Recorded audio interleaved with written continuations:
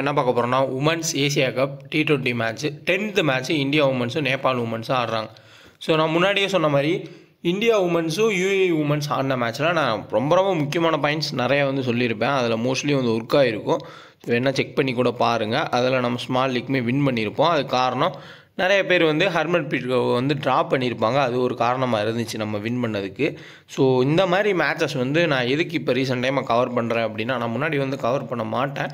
But ஒரு பெரிய demo ஒரு சின்ன டீமோ ஆடுறப்போ GLGக்கான வாய்ப்புகள் ரொம்ப அதிகமாக இருக்கும். சின்ன ரிஸ்க் எடுத்தால் போதும். ஏதாவது ஒரு ரிஸ்க் 2 ரிஸ்க் மட்டும் எடுத்துகிட்டு கேப்டன்ஸ் கம் ரொட்டேட் பண்ணி நம்ம ப்ளேஸ் பண்ணாலே வின் பண்ணுறதுக்கான வாய்ப்புகள் ரொம்ப அதிகம். ஸோ ட்ரை பண்ணி பாருங்கள். பிடிச்சிருந்தா வீடியோவை லைக் பண்ணிட்டு பாருங்கள். அதேமாதிரி கரெக்டான டெலகிராம் நம்ம ஜாயின் பண்ணிக்கோங்க. முடிஞ்ச அளவுக்கு என்னோடய ஐடியாஸை கொடுக்குறேன். உங்களுக்கும் ஐடியாஸ் இருக்கும், கொஞ்சம் மாற்றி ப்ளே பண்ணிக்கோங்க. இதுக்கப்புறம் 100 ஸ்டார்ட் பண்ண போகிறாங்க. உமன்ஸுக்கும் இருக்கும், மென்ஸுக்கும் இருக்கும். ஒரு நாள் 2 மேட்ச் இருக்கும். ஒரு உமன்ஸ் மேட்ச்சு ஒரு மென்ஸ் மேட்ச்னு. ஸோ ஃபேண்டசி சூப்பராக போகும். கடைசியாக நம்ம கவர் பண்ணால் ஒரு 12 மேட்ச்சில் கிட்டத்தட்ட 8 மேட்ச்சோ 9 மேட்ச் கிட்ட க்ளீன் ஷேப் ஆகிருக்கு. 2 மேட்ச் லாஸ் ஒரே நாளில். ஸோ ஒரே நாளில் நடந்த 2 மேட்ச் லாஸ் ஆச்சு. அதுக்கப்புறம் கம்பேக் கொடுத்தாச்சு, மறுபடியும் 2 மேட்ச் வின்னு. ஸோ ஃபாலோ பண்ணுறவங்க ஃபாலோ பண்ணிக்கோங்க. கரெக்டான ஆப்ஸ் இன்ஸ்டால் பண்ணிக்கோங்க. ஸோ இந்த மேட்ச்சுக்கான டீட்டெயில் பார்ப்போம். ஃபுல் அண்ட் ஃபுல் நான் எப்படி யோசிச்சு கிராண்ட் லீக் டீம் செட் பண்ண போகிறேனோ அதே தான் உங்களுக்கு சொல்ல போகிறேன். உங்களோட ஐடியாஸும் உள்ளே ஆட் பண்ணிக்கோங்க. இந்தியா உமன்ஸ் நேபாள் உமன்ஸு 23ஆம் தேதி 7 மணிக்கு ஸ்டார்ட் ஆகக்கூடிய மேட்ச். இதுக்கு முன்னாடியே ஒரு மேட்ச் 2 மணிக்கு நடக்கும். ஸோ அதை நான் கவர் பண்ணலை. முடிஞ்ச அளவுக்கு டீம் கொடுக்க ட்ரை பண்ணுறேன். So Rangiri Dambulla international stadium, அங்கே தான் எல்லா மேட்சஸும் நடந்துகிட்ருக்கு. ஸோ பிச்சை பற்றி எந்த கவலையும் இல்லை. ஸோ ஏதாவது பேட்டர் மிஸ்டேக் பண்ணால் தான் சின்ன டீம்ஸ்க்கு எதிராக விக்கெட்ஸுன்றதையுமே கொடுப்பாங்க. ஸோ பார்க்கலாம் உமன்ஸ் ஏசியா கப்புக்கான ஃபுல் டீட்டெயில்ஸு. அதுக்கு முன்னாடி 11 சேலஞ்சர்ஸ் ஆப்பை இன்ஸ்டால் பண்ண இன்ஸ்டால் பண்ணிக்கோங்க. நிறைய பேர் கேட்குறீங்க, TDS பிடிக்காமல் இல்லை போனஸ் இல்லாமல் எதுவுமே இல்லாமல் நமக்கு வித்ட்ரா பண்ணால் டேரெக்டாக வேணும் ப்ரோ அப்படி அமௌண்ட் அப்படின்னா நீங்கள் 11 சேலஞ்சஸை ஃபாலோ பண்ணுங்கள். 11 சேலஞ்சஸில் நீங்கள் வின் பண்ணிங்கன்னா வித்ட்ரா பண்ணுறப்போ உங்களுக்கு TDS பிடிக்க மாட்டாங்க. டேரெக்டாக நீங்கள் வித்ட்ரா பண்ணிக்கலாம். நல்லா டெவலப் ஆகிட்டு இருக்கக்கூடிய ஒரு ஆப் தான். சீரீஸ் லீடர் போர்டுமே 100 மென்ஸ் உமன்ஸ் ரெண்டுக்குமே கொடுத்துருக்காங்க. ஸோ இந்த டேர்ம்ஸ் அண்ட் கண்டிஷன்ஸை படித்து பாருங்கள். இதில் நீங்கள் ப்ளே பண்ணணும்னு நினச்சிங்கன்னா 100ல் இந்த லீடர் போர்டு கான்டெஸ்ட்டு ப்ளே பண்ணுங்கள். லீடர் போர்டு வின் பண்ணுங்கள். முடிகிறப்போ உங்களுக்கு லீடர் போர்டில் நல்ல பாயிண்ட்ஸ் இருந்தால் உங்களுக்கு இவ்வளோ கொடுப்பாங்க. ஈஸியாக லீடர் போர்டு ஜெயிக்கலாம். காம்படிஷன் ஓரளவுக்கு கம்மியாக தான் இருக்கும். கிளாஸும் ஆகாது. வேறு யூசர்ஸ் தான் ப்ளே பண்ணுவாங்க. மெயினாக GSTயும் கிடையாது, TDSும் கிடையாது. அதில் TDS நீங்கள் ஃபுல்லாமே வித்துனாலும் பண்ணிக்கலாம். உங்களுக்கு எந்த ஒரு போனஸ் அப்படி இப்படி அதெல்லாம் உங்கள் பேங்க்கே வந்துடும். ஸோ அதில் ஒரு பெஸ்ட்டான ஒரு ஆப்பு. ஸோ ட்ரை பண்ணி பாருங்கள். ஃபுல் டீட்டெயில்ஸ் பார்ப்போம். இந்தியா உமன்ஸ் நேபாள் உமன்ஸு ரொம்ப ஒரு சின்ன டீம். ஸோ UAE உமன்ஸ் கூட அதில் ஆடுற பாதி பேர் தமிழ்நாடு கேரளாவை சேர்ந்தவங்க. ஓரளவுக்கு கிரிக்கெட் நல்லா ஆடக்கூடிய பிளேயர்ஸ் ஆடினாங்க. நேபாளில் சுத்தமாக அவங்களுக்கு பெரிய அளவில் டச்சே கிடையாது. இப்போ தான் ரொம்ப ஒரு பேடு ஒரு பேட்டு எல்லாமே அங்கங்கே வாங்கி ஆடக்கூடிய ஒரு டீமாக தான் இருக்காங்க. ஸோ சின்ன டீமு, ஒரு பூட்டான், அதுக்கப்புறம் பக்கத்தில் இருக்க கிரிக்கெட்னா என்னன்னே தெரியாத டீம்ஸ் கூட ஆடின ஒரு டீம் தான் நேபாள். எப்படியோ அங்கங்கே ஆடி UAE பீட் பண்ணாங்க, ஓரளவுக்கு வந்திருக்காங்க. பட் இந்தியாவை பீட் பண்ண முடியுமானா வாய்ப்புகள்ன்றது கிடையவே கிடையாது. ஸோ அதுலேயும் நம்ம ஒரு சில ரிஸ்க்கான பிளேயர்ஸை எடுத்து நம்ம மூவ் ஆன் பண்ணலாம். கிராண்ட் லீக் க்ளோஸாக போகலாம். இந்தியன் டீம்லேயும் சேஞ்சஸ் வந்தால் இன்னுமே இன்ட்ரெஸ்டிங்காக இருக்கும். ஸோ ஃபுல் டீட்டெயில்ஸ் பார்க்கலாம் வாங்க. வீடியோ டெலகிராம் ஜாயின் பண்ணணும்னு நினைக்கிறவங்க ஒரிஜினல்ஸ் என்ன செக் பண்ணி ஜாயின் பண்ணுங்கள். நான் ஒவ்வொரு நாளுமே இதை சொல்லிட்டு தான் இருக்கேன். இதை கரெக்டான அட்ரஸ். ஒன்லி ஃப்ரீ டீம்ஸ் தான் நம்ம கொடுத்துட்ருக்கோம். ஸோ நான் அப்ளை பண்ணுற அதே டீம் தான் உங்களுக்கு கொடுக்குறேன். ஏதாவது நம்ம நேமை யூஸ் பண்ணி யாராவது அமௌண்ட் கொடுத்தா எந்த சோஷியல் மீடியானாலும் கொடுத்துடாதீங்க. நம்ம ஒன்லி ஃப்ரீ டீம்ஸ் தான். நம்ம யாருக்கிட்டையுமே பேசவே முடியாது. நம்ம யூசர்ஸ் கூட அதை புரிஞ்சுக்கோங்க. மெயில் மட்டும்தான் இருக்குது, நம்ம அஃபிஷியல் மெயில். அதுலேயே ஏதாவது டவுட் கேட்டால் நான் எப்போயாவது ரிப்ளை பண்ணுவேன், அவ்வளோதான். மற்றபடி கமெண்ட் நீங்கள் பண்ணுறதுல தான் இருக்குது. வேறு எதுலேயுமே நம்ம பேச முடியாது. ஸோ அதனால் யாராவது நம்ம நேமை யூஸ் பண்ணி கேட்டால் கொடுத்துடாதீங்க. வின்னிங்ஸ்ன்றதை பாருங்கள், எந்த அளவுக்கு ஃபேப்லோனில் வின்னிங்ஸ் வந்துக்கிட்டு இருக்குது அப்படின்னு. ஸ்ப்ளிட் பண்ணி வேறு ஆப்போனன்ட்ஸ் கூட ஜாயின் பண்ணாலே போதும். பக்காவான பியூர் நார்த் இந்தியன்ஸ் நிறையா பேர் ஃபேப்லோனில் வருவாங்க. ஸோ பேசிக்கே தெரியாமல் ஏதோ ஒரு டீமை போட்டு விளாடுவோம் அப்படின்னு நம்ம கரெக்டாக யோசிச்சோம்னா, லாஜிக்கலாக யோசிச்சோம்னா நல்லா வின் பண்ணலாம். ஸோ TNPL வின்னு, அதுக்கு முன்னாடி பார்த்தீங்கன்னா உங்களுக்கு உமன்ஸ் மேட்ச் வின்னு, அதுக்கு முன்னாடி ஒரு 2 மேட்ச் லாஸ் ஆச்சு, அதுக்கு முன்னாடி 8 மேட்ச் வின்னு. ஸோ எல்லாமே ஃபேப்லோன் வின்னிங் தான். ஸோ இன்ஸ்டால் பண்ணாதவங்க இன்ஸ்டால் பண்ணிங்க. 2K ரெஃபரோட பயன்படுத்திக்கோங்க. அதேமாதிரி குபேரா ஃபேண்டசி ஆப்பில் ஒரு பிளேயர் செலக்ட் பண்ணி ப்ளே பண்ணாலும் ப்ளே பண்ணுங்கள். டிஸ்கிரிப்ஷனில் லிங்க் இருக்குது, டெலகிராம் லிங்க் இருக்குது. ஸோ இது நீங்கள் ஒரிஜினல் சேனலான்றதை டெலகிராமை பார்த்து ஜாயின் பண்ணுங்கள். அதான் ரொம்ப முக்கியம். ஸோ மறுபடியும் நான் கேட்டுக்கிறேன், செக் பண்ணி ஜாயின் பண்ணுங்கள். ஓன் டீம்ஸை க்ரியேட் பண்ணி ப்ளே பண்ணுங்கள். அமௌண்ட் கொடுத்து எங்கேயுமே டீமை வாங்காதீங்க. Indian women's Nepal women's playing லோனில் மாற்றங்கள்னு பார்த்தோம்னா பெரிய அளவில் பேட்டிங் சைடில் மாற்றங்கள்ன்றது இருக்க வாய்ப்பு இல்லை. சஃபாலி ஒரு மாதம் ஆடுவாங்க, அதுக்கப்புறம் ஸ்மிருதி மந்தனா ஆட தான் வாய்ப்புகள் இருக்குது. மேபி இந்த ஹேமலதாவுக்கு பதிலாக உமா சேத்ரின்னு ஒரு விக்கெட் கீப்பர் இருக்காங்க, அவங்களுக்கு சான்ஸ் கொடுத்தா கொடுக்கலாம். ஏன்னா ஹேமலதாவோட பேட்டிங் வந்து போராக தான் இருக்குது. எல்லா பாலும் அடிக்க போகிறேன்னு சொல்லி ஸ்ட்ரைட் பாலில் போன மேட்ச் வந்து போல்ட் ஆனதை பார்த்தோம். ரொம்ப ரொம்ப ஒரு மோசமான ஒரு ஷாட்டு. ஸோ இந்த ஹேமலதாவோட ரோலை ப்ளே பண்ணுறதுக்கு இந்தியன் டீமில் நிறைய பிளேயர்ஸ் இருக்காங்க. பட் ஆனால் இவங்களுக்கு தான் வந்து வாய்ப்பு கொடுக்குறாங்க. ஏன்னா ஒரு ஹேர்லி டோல்னு ஒரு பிளேயர் இருக்காங்க, சூப்பரான ஒரு பிளேயர், நல்ல ஒரு ஆல்ரவுண்டர், தேவைப்பட்டால் பவுல் பண்ணுவாங்க. அதுக்கப்புறமா தேவிகா வைத்தியான்னு ஒரு பிளேயர் இருக்காங்க, அவங்களும் நல்ல ஆல்ரவுண்டர் தான். ஸோ இவங்களை ரீப்ளேஸ் பண்ணுறதுக்கு அவங்க 2 பேர் இருக்காங்க. இன்னொரு 2 மேட்ச் ஃப்ளாப் ஆனால் ஹேமலதா அடுத்த டீம்லேயே ஸ்குவாட்லேயே எடுக்க மாட்டாங்க, அது எந்த ஒரு டவுட்டுமே இல்லை. ஸோ பார்க்கலாம் இந்த மேட்ச் வாய்ப்பு கொடுக்குறாங்களான்னு. மேபி 2 மேட்ச் ஃப்ளாப் ஆகிருக்கனால இந்த மேட்ச் நல்லா ஆடுவாங்கன்ற கான்செப்டில் கூட எடுத்துக்கலாம். ஜெனிமா ரோட்ரிக்ஸ், ஸோ அவங்களோட ஒரு பேட்டிங் பொசிஷன் தான் வந்து 1 டவுன். ஏன்னா கொஞ்சம் ஸ்லோவாக ஸ்டார்ட் பண்ணி அடிக்கக்கூடிய ஒரு பிளேயர் ஜெனிமா ரோட்ரிக்ஸ். இப்போ இந்த ஹேமலதா வந்ததுனால ஓவரால் பேட்டிங் ஆர்டரே வந்து மாறிட்டு இருக்குது. ஸோ இப்போது ஹர்மன்ப்ரீத் கௌர் வந்து ஜெனிமா ரோட்ரிக்ஸ்க்கு முன்னாடியே வந்துடுறாங்க, விக்கெட்ஸ் வந்து போகாமல் இருந்தால். இப்போ சஃபாலி வர்மாவும் ஸ்மிருதி மந்தனா ஏர்லியாகவே 2 பேரும் அவுட் ஆனால் மட்டும்தான் ஜெனிமா ரோட்ரிக்ஸ் மேலே வர முடியும். இவங்க ஒரு 6 ஓவரை தாண்டி ஆடிட்டாங்க, யாராவது ஒரு ஆள் ஆடிட்டா கூட ஹர்மன்ப்ரீத் கௌர் மேலே வந்துடுறாங்க. அதுக்கப்புறம் ரிச்சா கோஸு ஒரு ஹிட்ரு வந்துடுறதுனால ஜெனிமா ரோட்ரிக்ஸ்ன்றது ரொம்ப ரொம்ப பேட்டிங் பொசிஷன் மாறி அவங்களால கரெக்டாகவே ஆட முடியலை. அது கண்டினியூ ஆகிட்டு இருக்குது. பூஜா வெஸ்டாக்கர் கண்டிப்பாக ஆட வச்சுருவாங்க. மேபி இந்த சஜிவானான்னு ஒரு பிளேயர் இருக்காங்க, அவங்களுக்கு சான்ஸ் கொடுத்தா ஆன் டைம் பார்த்துக்குங்க. அதே மாதிரி ஆசஸ் சோபனா அவங்க கனுதாஜன் கன்வருக்கு பதிலாக ஆடலாம், இல்லை ராதா யாதவுக்கு பதிலாக ஆடினாலும் ஆடலாம், அதையும் ஆன் டைமில் பார்த்துக்கோங்க. இங்கே அருந்ததி ரெட்டி ரேணுகா சிங்குக்கு பதிலாக ஆடலாம். ஏன்னா கிட்டத்தட்ட ரேணுகா சிங்காவோட ஒரு ரீப்ளேஸ்மெண்ட் பிளேயர் தான் அருந்ததி ரெட்டி. அவங்க ஆல்ரவுண்டரும் கூட, பேட்டிங்கும் டீசென்ட் ஆடக்கூடிய பிளேயர். சப்போஸ் ரேணுகா சிங் போக விக்கெட்டே எடுக்காமல் போயிட்டே இருந்தால் அவங்கள தூக்கிட்டு அந்த இடத்துல கொண்டு வந்துடுவாங்க, இதுதான் கான்செப்ட்டு. பட் இந்த ஏசியா கப்பில் அப்படியே இதே டீம் போகிறதுக்கான சான்ஸ் இருக்கும். ஏதாவது ஒரு சில மாற்றங்கள் வந்து இருக்கலாம் பவுலிங்கில். நேபாள் சைடில் பார்த்தோம்னா ஸோ சூப்பரான ஒரு பிளேயர் வந்து கடக். ஸோ ஒரு மேட்ச் நல்லா இருந்தாங்க, ஒரு மேட்ச் வந்து ஃப்ளாப்பு.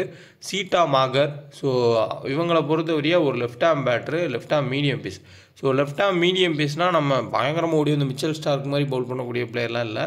ஸோ இந்த விராட் கோலி எப்படி ஒரு பவுலிங் போடுறாரு, ஸ்பின்னும் இல்லாமல் ஒரு மீடியம் பேஸும் இல்லாமல் ஒரு பவுலிங் போடுறாரு, அதே தான் வந்து நேபாளில் இருக்க எல்லா உமன்ஸுமே போடுறாங்க. நீங்கள் மேட்ச் கூட பார்த்தீங்கன்னா உங்களுக்கு தெரியும். சேம் குன்வர், ஸோ இவங்களும் right hand batter, right hand medium pace. அதுக்கப்புறமா Indu Barma right arm spin, so spin மாதிரி வந்து பவுல் பண்ணக்கூடிய ஒரு பிளேயரு. அடுத்தா சேத்ரி, ஸோ இவங்களும் right arm batter, right arm medium பேஸ்னால் புரிஞ்சுக்கோங்க, மீடியமானது. அடுத்து மஹோட்டா, அடுத்து ஜோஷி. இதில் ஒரு சூப்பரான ஒரு சம்பவம் ஒன்று இருக்குது. அது என்னென்னா, இதில் 3 பிளேயர் வந்து சும்மா பால் எடுத்து போகிறதுக்கு மட்டும் வச்சுருக்காங்க. அதில் ரவல், அதுக்கப்புறமா ஸ்ரீதா தான் நினைக்கிறேன், ஸோ அவங்க, அதுக்கப்புறமா தாப்பா. இந்த 3 பேர் பார்த்திங்கன்னா சும்மா ஃபீல்டிங் மட்டும். ஒரு சில உமன்ஸ் டீமில் பார்த்தீங்கன்னா இன்டர்நேஷ்னல் ஸ்டாண்டர்ட்லேயே ஒரு சவுத் ஆஃப்ரிக்கா கூட எடுத்துக்கிட்டால் விக்கெட் கீப்பிங் மட்டும் ஒரு பிளேயர் வச்சுருப்பாங்க. அதே மாதிரி இங்கே உங்களுக்கு நேபாளில் பேட்டிங்கும் கிடையாது, பவுலிங் கிடையாது, ஜஸ்ட்டு பாலை எடுத்து போகிறதுக்கு மட்டும் ஒரு 3 பிளேயரை செட் பண்ணி வச்சுருக்காங்க. ஸோ கிட்டத்தட்ட இவங்க எந்த ஒரு பெர்ஃபார்மன்ஸுமே கொடுக்கல, பாலை மட்டும் எடுத்து போடுறாங்க. அந்தளவுக்கு தான் அவங்க டீமோட ஸ்டாண்டர்ட்ஸுமே இருக்குது. ஸோ ஏன்னா இப்போ யூஏ எடுத்துக்கிட்டால் கூட கிட்டத்தட்ட 7-8 பவுலர் யூஸ் பண்ணுவாங்க. ஏன்னா அது பாதி பேர் இந்தியன் பிளேயர்ஸ், இவங்க அப்படி இல்லை, எல்லாருமே வந்து நேபாளில் கொஞ்சம் கிரிக்கெட் கற்றுக்கிட்டு ஆடக்கூடிய பிளேயர். ஸோ இதில் நம்ம முக்கியமாக கான்சன்ட்ரேட் பண்ண போகிறது, எல்லாருமே யோசிக்க போகிறது இந்த டீமில் சீட்டா மாகர், ஸோ இவங்கள தான் வந்து யோசிப்பாங்க. அதுக்கப்புறமா சேத்ரி, இவங்க 2 பேர் தான் 4 ஓவர்ஸும் பவுல் பண்ணி பேட்டிங்கும் ஓரளவுக்கு பேட்டில் ஆடக்கூடிய பிளேயர்ஸு. அதுக்கு மேலே போனோம்னா நமக்கு இன்னொரு ஆப்ஷன் வந்து வர்மா. ஸோ இவங்க தான் வந்து அடுத்த ஒரு ஆப்ஷனாக இருப்பாங்க, இந்த 3 பேர் மட்டுமே. ஸோ எக்ஸ்ட்ரா நம்ம டிஃபரன்ஷியலை யோசித்தோம் அப்படின்னா நம்ம மஹோட்டா, ஜோஷியை வந்து யோசிக்கலாம். எப்படி நம்ம 70% இப்போ சீட்டா மாகரும் அதுக்கப்புறமா சேத்ரி இருப்பாங்களோ, அதுக்கு கீழே டபுள் ஆப்ஷன் இருக்கக்கூடியவங்க மஹோட்டாவும் ஜோஷி.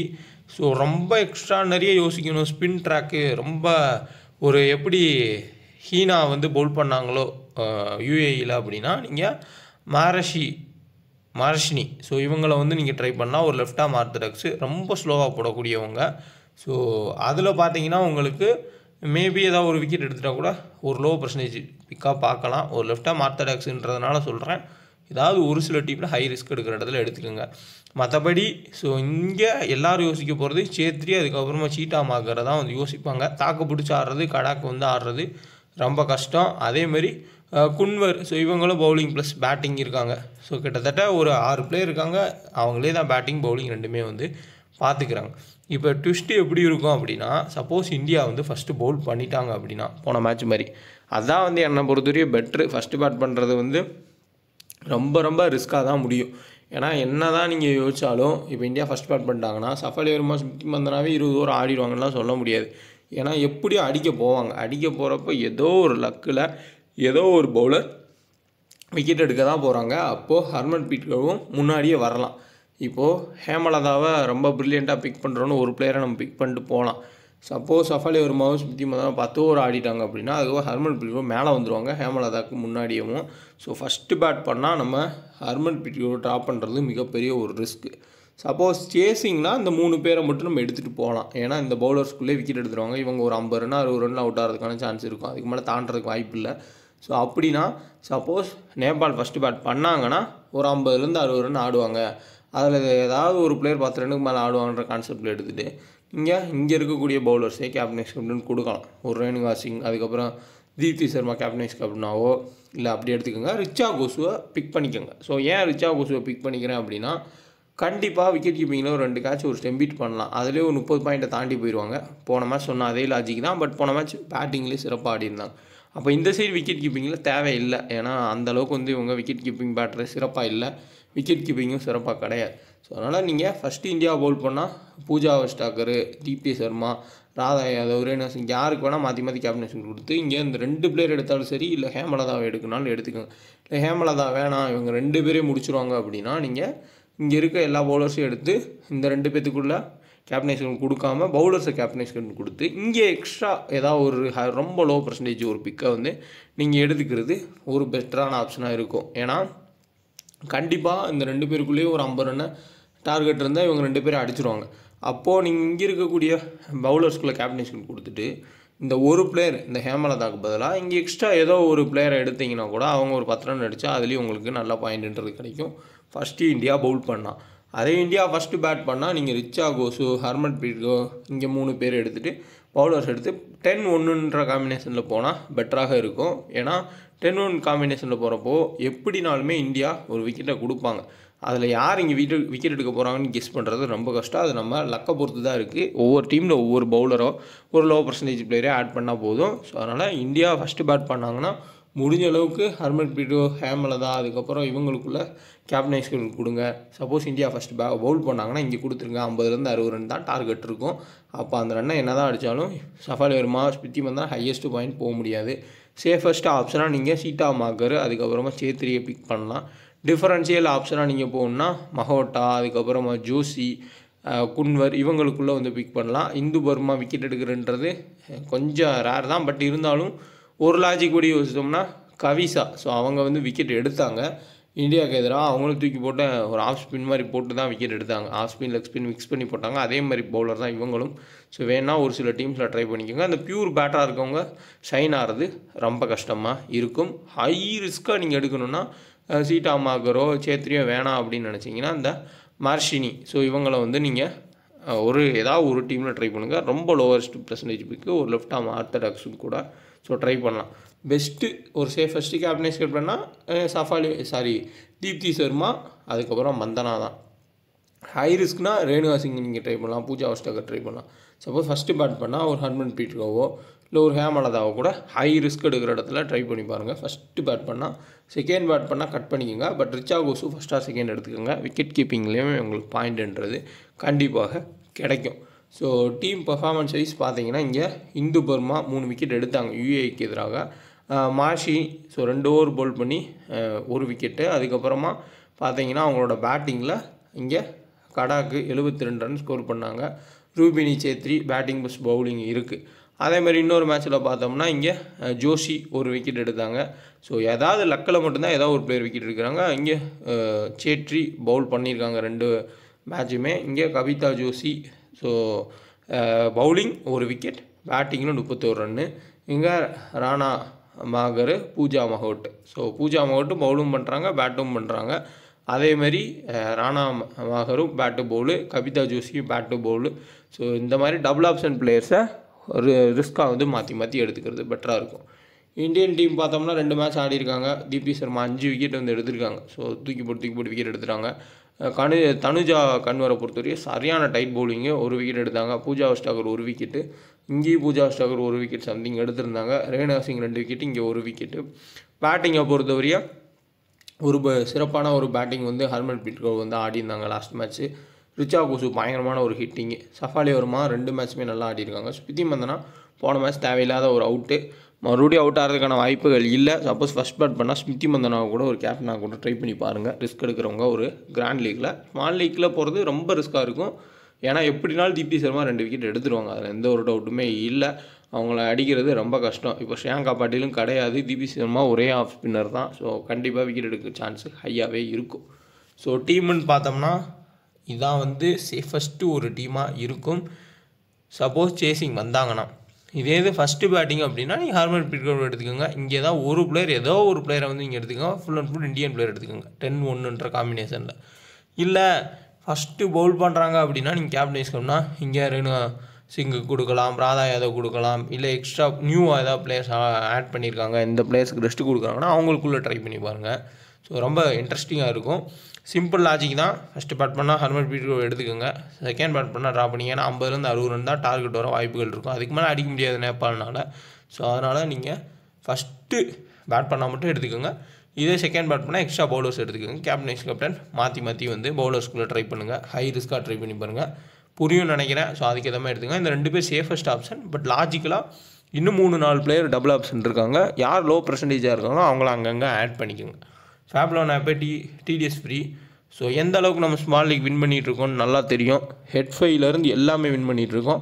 கண்டிப்பாக இன்ஸ்டால் பண்ணுங்கள். ஹையஸ்ட்டு ஒரு வின்னிங் பர்சன்டேஜ் இருக்கக்கூடிய ஒரு ஆப். நான் ஒன்லி ப்ளே பண்ணுற ஒரே ஆப் வந்து ஃபேப்லோன் தான். அந்தளவுக்கு பெஸ்ட்டாக இருக்கும், செம்மையாகவும். ட்ரை பண்ணுங்கள். டிடிஎஸும் ஃப்ரீ தான், ஜிஎஸ்டியும் ஃப்ரீ தான். 2K டக்குன்னு ரெஃபர் கூட பயன்படுத்திக்கோங்க, போனஸும் இருக்கும். ஸோ நம்ம கீழே வந்துடுவீங்க, எதனாலும் நம்ம வந்து பார்த்துக்கலாம். ஸோ கரெக்டாக இருக்கும். கண்டிப்பாக இன்ஸ்டால் பண்ணுங்கள். டெலகிராம்லேயும் நம்ம எப்படி வின் பண்ணியிருக்கோம் ஃபேப்லோன்ன்றது போஸ்ட் பண்ணியிருக்கோம். ஸோ அதையும் வந்து செக் பண்ணிக்கோங்க. டிஸ்கிரிப்ஷன் லிங்க் இருக்குது. ஸோ வீடியோ பிடிச்சா லைக் பண்ணுங்கள், ஷேர் பண்ணுங்கள். கரெக்டான டெலகிராமை பார்த்து ஜாயின் பண்ணுங்கள். நம்ம ஒன்லி ஃப்ரீ டீம்ஸ் தான். ஸோ நான் என்ன அப்ளை பண்ணுறேனோ அதே டீமை தான் உங்களுக்கு கொடுக்குறேன். கண்டினியூவாக வின்னுன்றது வந்துட்டு தான் இருக்குது. ஸோ ஃபாலோ பண்ணிங்க. 100 வருது. 100க்கு முடிஞ்ச அளவுக்கு வீடியோன்றது போஸ்ட் பண்ணுறேன். சப்போர்ட் பண்ணுங்கள். வீடியோ லைக் பண்ணிட்டு உங்கள் ஃப்ரெண்ட்ஸுக்கும்